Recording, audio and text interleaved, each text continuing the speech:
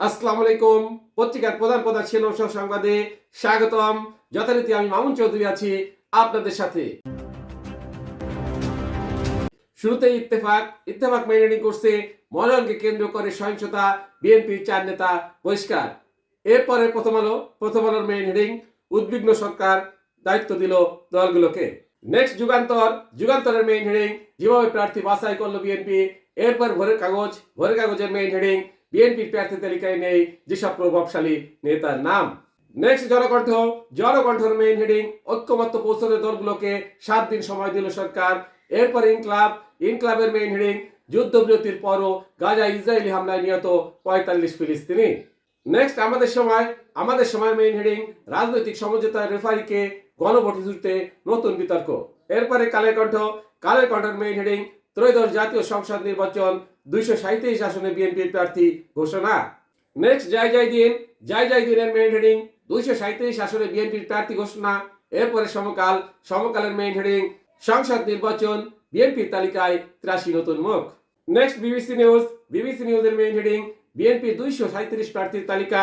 সর্বশেষে আরটিভি নিউজের main heading, ভ্যাটিকানে মানব উন্নয়ন মন্ত্রীর রোহিঙ্গা শিবির পরিদর্শন। এতক্ষণ শুনলেন পত্রিকাগুলোর প্রধান শিরোনাম। এবারে বিস্তারিত। মনোনয়নকে কেন্দ্র করে সহিংসতা, বিএনপির 4 নেতা বহিষ্কার।